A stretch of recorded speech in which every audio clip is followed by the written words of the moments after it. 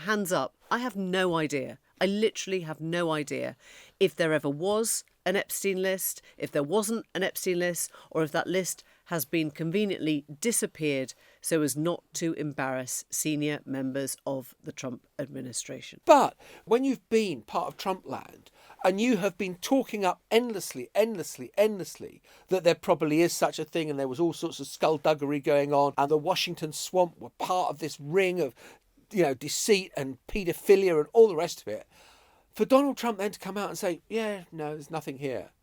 It's a really hard sell when you've raised expectations over so many conspiracies that there is something deeply dark going on. Are you still talking about Jeffrey Epstein?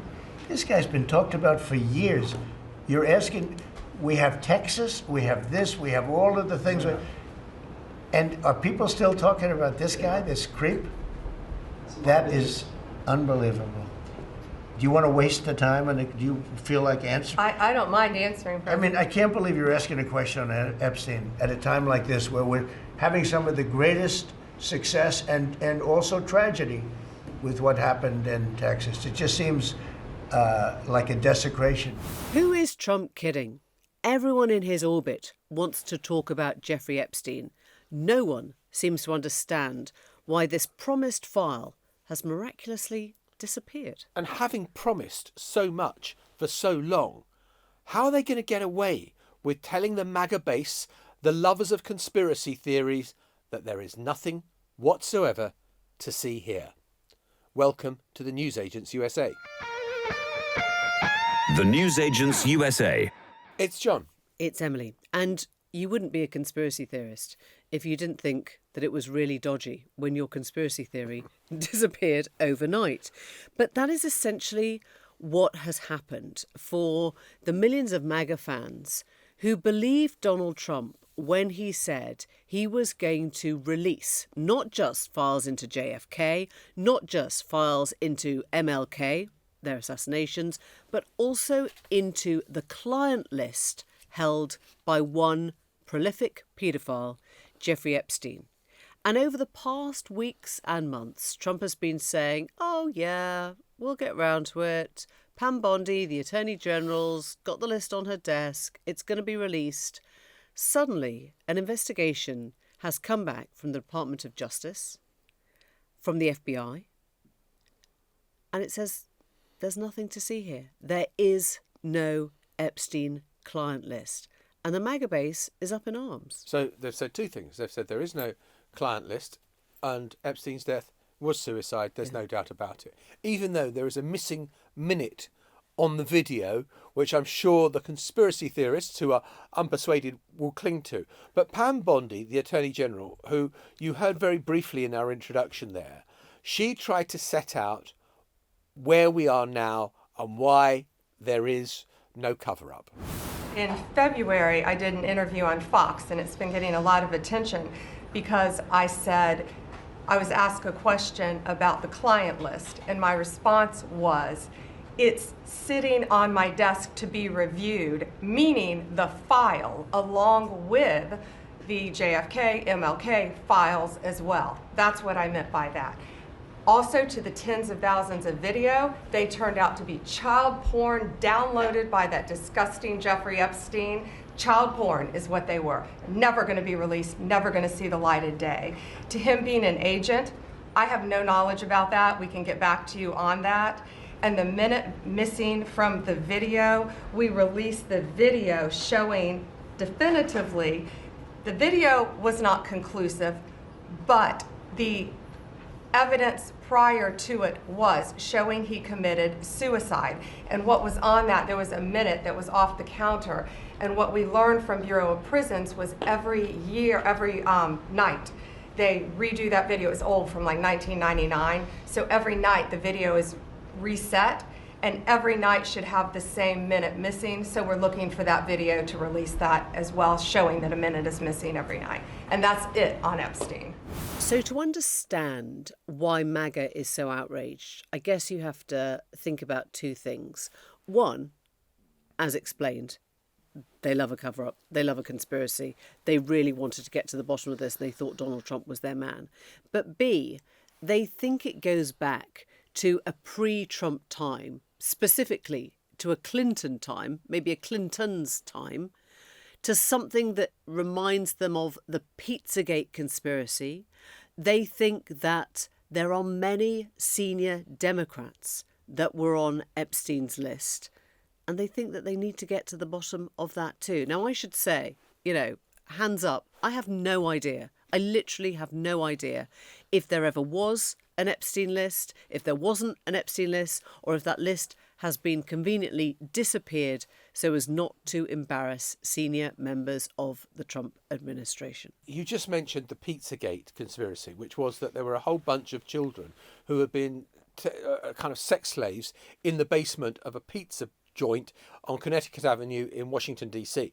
And someone believed it and went there with an AR-15 assault rifle, fired into the ground, one round, and said, "I'm here to free the children," from the basement. From Hillary Clinton's clutches. From Hillary Clinton's clutches and John Podesta, the Chief of Staff's clutches. The basement, there was no basement at this pizza restaurant. There were no children to release after all. And so you get these things that become so established, like they must be fact, like there must be a client list. And, it's probably right. But when you... What's probably right? Well, it's probably right that there was no client list. But when you have been the Trump when you've been part of Trumpland, and you have been talking up endlessly, that there probably is such a thing and there was all sorts of skullduggery going on and these were bad people and they were all in on it and the Washington swamp were part of this ring of, deceit and paedophilia and all the rest of it, for Donald Trump then to come out and say, yeah, no, there's nothing here. It's a really hard sell when you've raised expectations over so many conspiracies that there is something deeply dark going on. Just listen to one big believer in the Epstein list. His name is Kash Patel, and this is him in 2023 speaking to the MAGA influencer Benny Johnson. You say that the FBI has Epstein's list. They're sitting on it.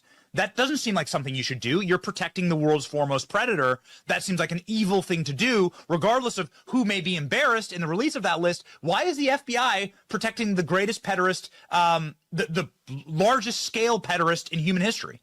Simple, because of who's on that list. And Kash Patel today is, roll of drums, the director of the FBI. The man who has said, there's nothing to see here, move along, there is no client list, there was no murder, it's all perfectly in order. Please, don't detain yourself any longer with this. And so Benny Johnson, who we heard there asking the question to Kash Patel, Has lost it and is pretty damn unimpressed. It's a crisis. There's a crisis. And it's a tough crisis because something is horribly wrong here. For months, we heard that the Epstein list was sitting on the desk of officials like Pam Bondi. So we know that there are voluminous mountains of evidence that we haven't seen as the American people. And yet the feds came out with a massive whitewash of all of this and released it to liberal media. It almost as an insult to everybody who's been following this story, and they just don't know the time. That's my take. They don't understand what time it is. They thought that they could just brush this under the rug and that people don't care. People do care. We care if our nation is run by a predator cult. That's important to know. And are those predators given free passes? Epstein certainly was. And so it's wild. This is blowing up. It is a nightmare. Truly. And I'm a massive fan of the Trump administration. A lot of these people are my friends. This one was wrong. They got this wrong. And Laura Loomer, famous friend of the president. She of the theorist, eating cats and dogs. Yeah. She says that Pam Bondi, the Attorney General, ought to be sacked as a result of this. And so you've got MAGA. Where do you stand? Do you think this has been hushed up, or do you think there is no client list? Well, my view on life generally tends to be that things are cock-up rather than conspiracy, and that probably would Epstein have kept a client list? I mean, it's a very murky story, but you kind of think, who do you believe? I mean, that's the beauty of this story, isn't it? The problem is when the people who are asking you to believe it's civil war are the people who have been the ones who have propagated every conspiracy theory before. Yeah. You think they must be Why should you lying, believe and they've anything? got a reason because something very dark is on that list. And remember famously Elon Musk saying that the reason the list hasn't been revealed is that Donald Trump's name is on it. Well, joining us now is Anna Merlan. She's the senior reporter at Mother Jones. She covers a lot of disinformation tech and is the author of Republic of Lies, a book about conspiracies and the way they have often held the American right in their sights. And I guess, Anna, the big question is, what were people expecting to see when we talk about this Epstein list? Just help us visualize what that was or what people were anticipating. Yeah, a lot of people, especially in the MAGA movement, believed that there was a discrete list of people who not just associated with Jeffrey Epstein, but took part in sex crimes against women and girls with him, and specifically believed that this list would contain the names of powerful Democrats and people on the left. And this became such an ingrained article of faith that it was mentioned, joked about for years, and was a pretty key campaign promise for Donald Trump and for his proxies, that when he returned to office, he would reveal the names on this list. Which makes it all the more difficult for him to turn around and say, this is a nothing burger, there is nothing here at all.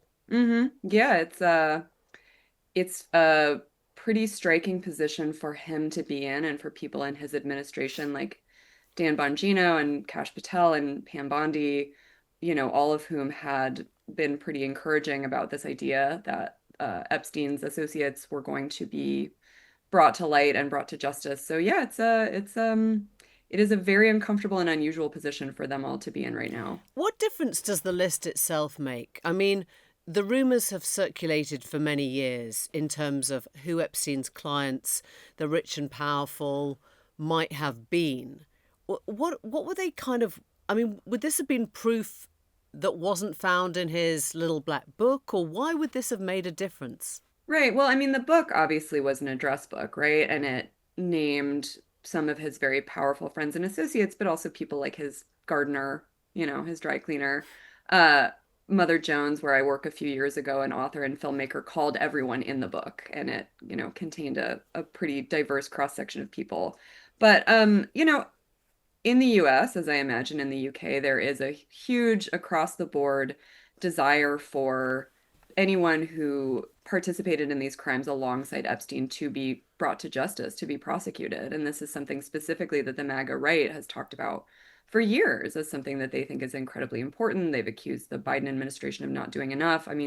They really wanted to see prosecutions and really believed that it was about to happen. So this is very difficult for them to take in and metabolize that it's not going to happen. One of the things that has always struck me about the support that Donald Trump enjoys, that if he tells his supporters that black is white or white is black, they believe him. They want to believe anything that Donald Trump has said. And he's always gone on and said, look, if you want to hear the truth, it comes from my lips. You don't listen to anyone else. Is there a kind of a dissonance now for his supporters where they think, well, yeah, that's what we want to do, but we can't because you've told us that there was something to see here? Yeah. Yes, this is the most extreme example I've ever seen of that happening. People are really having trouble making sense of this. And that includes very prominent conservative influencers and self-styled journalists who were part of a previous stunt in February where they were given these binders by Attorney General Pam Bondi that she claimed contained new Epstein information. And of course, none of it was new.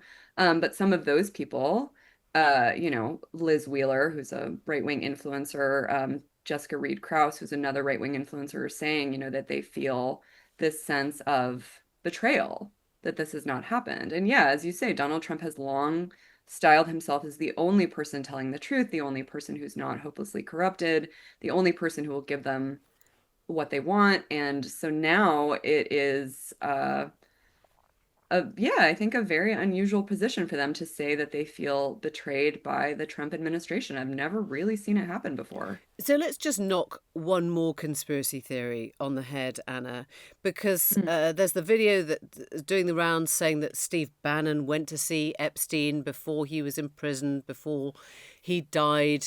And there are the questions, I guess, at the centre of this of whether Trump was or wasn't on, Epstein's books, the whole claim that Elon Musk made when they sort of broke up. I mean, do we think that Trump himself was a client of Epstein in any shape or form? Is that why this story has gone away, or is that complete nonsense?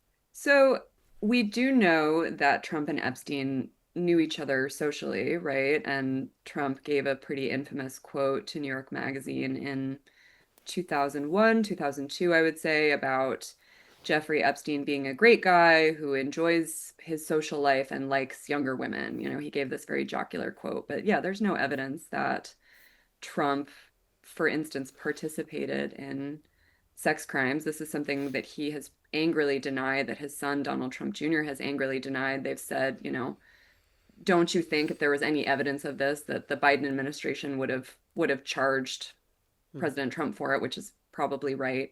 But yeah, this was a claim advanced by Elon Musk after he left DOJ when they were having their online tiff, that the files had not been released because Donald Trump was in them. That was the allegation that Musk made. And so obviously that's recirculating a little bit, but I'm honestly seeing much more kind of out there ideas circulating that don't involve having to implicate President Trump, which I think would be a bridge too far, even complicated. For MAGA. But Anna, I just wonder. I mean, you've made your study of conspiracy theories of the right.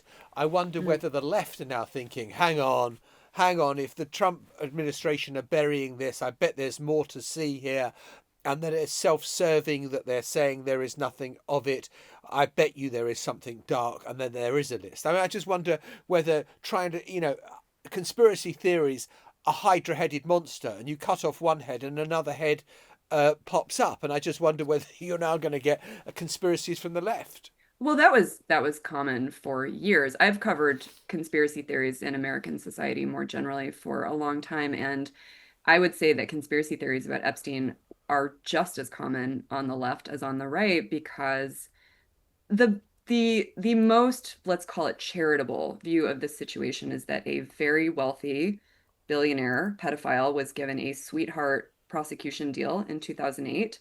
He served almost no time and then went back to socializing with some of the richest and most powerful people in the country and in the world. It is definitely an indictment of what the American justice system holds itself out to be. And it is certainly a very unflattering portrayal of some of our most rich and powerful members of society. So yeah, there have been conspiracy theories or suspicions on the left, on the right, and everywhere else in American society for years about who else knew about what Epstein was doing, participated in it alongside him. Like this is a very common belief in American society. But unlike the MAGA right, the left is not feeling a sense of betrayal because they didn't believe ever that Donald Trump was going to be the person to bring this to light. They don't have that kind of almost religious faith in him.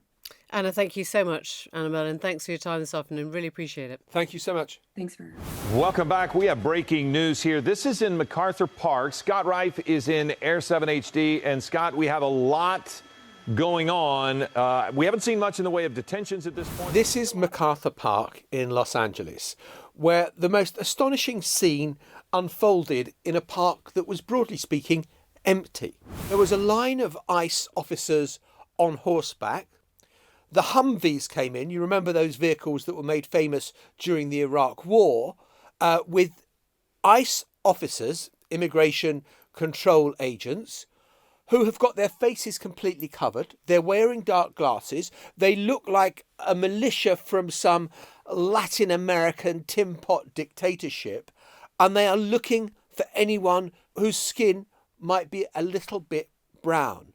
And there are huge numbers of them sweeping through this park, apparently in an attempt to round up illegal immigrants. Yeah, and this is a scene that is playing out more and more across America right now, because under the Trump White House, Immigration Customs Enforcement, the ICE agents, are trying to deport 1 million immigrants a year, and that means they're aiming to make some 3,000 arrests a day. And don't forget, this was the platform on which Donald Trump stood for election. I was in the hall when he was talking about mass deportation, and everyone around me was waving signs, holding up their banner signs, their slogans saying mass deportation now.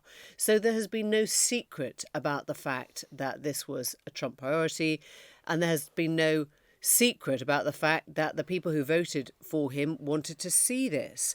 But this is what it looks like in action now. As you've said, there are people coming in to detain farmhands, to detain people working in the meat processing plants, garment industry, construction workers, graduate students. We've talked, for example, about Kilmar Albrego Garcia, the man picking up his child from work in Maryland, who suddenly found himself swept off his feet and sent to El Salvador. And then the government has now had to retract that and say it was a mistake. People who've turned out, in other words, to be innocent of whatever they were being arrested for. Even the mayor of Newark in New Jersey found himself arrested and detained when he was standing outside one of these detention facilities to protest against it. He was, as it were, rounded up and pulled into custody. And the way this is being done now, as you said, is with complete anonymity. ICE agents are masked. Sometimes they're wearing ski masks, sometimes they're wearing half masks, but they're basically wearing masks to stop being detected. They say, or their bosses say, because they don't want to be doxxed. They don't want to be exposed, names, addresses in the public and all the rest of it. But at the moment, they're looking kind of like a masked militia, like a secret police of the kind that you do not associate with America. You do not associate with Western democracies. Well, if you see a policeman in the UK, they will have their name, or if it was a military person, they'd have their number or whatever. Your body cam. There is a degree of accountability that goes with being an official. And it just seems that ICE stand outside the ordinary, conventional policing methods, even in America, where, yes, there's always been, it's policing by force in America. It always has been, in the sense that they carry guns, they will produce their weapons very easily. Whereas in the UK, we talk about policing by consent. That's why the average Bobby on the beat does not have a gun with him. But what you've seen in the Trump presidency is what he promised to a large extent. But it was always said that the focus would be on those who've got a criminal history. That we want to get rid of, first of all, of the illegal immigrants who are the rapists and the murderers and everything else. And not only Republicans signed up to that, huge numbers of Democrats wanted that to happen as well. And there was a broad feeling that the Biden administration had been too weak. But the numbers of people who are legally in the US are also being picked up. And a lot of the people are just people who are, yes, they are there without documents, which is a civil infraction under US law. It's not a criminal offence. And what is interesting is the way that different bits of the administration, let's say broadly Democrat and Republican, are rubbing up against each other. And there is a chief of border police, Greg Bovino, in Los Angeles, who had these words for the democratically elected mayor.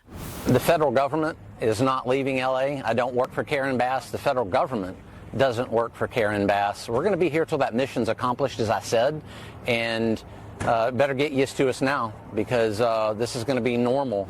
In other words, you didn't vote for us to be here, but we don't care. Yeah, and right? Karen Bass is the mayor Karen of LA. Bass is the democratically elected mayor of LA, and he's saying, I don't work for her, I work for Trump, I work for the federal government, and if you don't like us, tough, because we're not going anywhere. And Karen Bass, for her part, has come out and said, screw you, they should not be on the ground in LA doing what they're doing.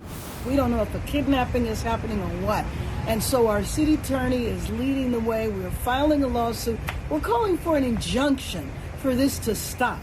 We need to remember who we are as a country. I'm very clear as to who we are as a city, and I'm clear about my job, which is to make sure that this city is safe for all Angelenos, regardless of when you came here, what country you came from, or why. And that is a very clear message from a Democrat there in office, in power. And I think it's important to understand that if Democrats were wary of getting involved in anything that looked like they were being soft on immigration at the beginning, that has to have changed now, right? You cannot actually watch masked agents, right? Anonymous masked agents, as you say, in Humvees, on horseback, going to people's place of work and just rounding people up without saying anything. Because if you don't mind that happening on the streets of America, what are you doing? What are you for? It's very clear what the law is. The law is that you have to have suspicion that someone has broken the law before you can arrest them. You can't just go up. You can't just have snatch squads, operating whereby pulling people off the street. Where a van full of ICE agents pulls into a Walmart car park where people may be looking for day work and snatching anyone who doesn't You don't even scarper. know. You don't even know if they're ICE agents. I mean, the point is, as soon as you're allowing people to be disguised or masked or incognito, that could just be a bunch of ordinary criminals, right? Could be anybody floating into a Walmart car park and pulling you off the street. And what are you meant to do? Say, oh, yeah, you got me. And right? so what you've also had now are a number of cases where US citizens, people who have US passports, and they have said, I have got a passport, and the ICE official has said, I don't believe you, you're put in the back of the wagon, you are taken to a detention centre. And I was reading a story of one guy who'd been held in detention for 10 days, even though he had a US passport, and they thought it was a fake document, they wouldn't believe it. And you just think, this is, where is this going? Now, look, as I say, getting rid of the rapists and the murderers and the people who've entered the country illegally with dark criminal records or part of gangs, there is a broad consensus that you want these people gone. You want these people out of your land. But when you start to round up anyone who just happens to be a little bit brown and looks Latino, it is a very slippery slope that America is on right now. And I think Donald Trump is starting to realise the kickback he's going to get if he leaves large swathes of America without its workforce. This was him speaking a little bit earlier about how they have to think carefully about who they're taking away from American farms.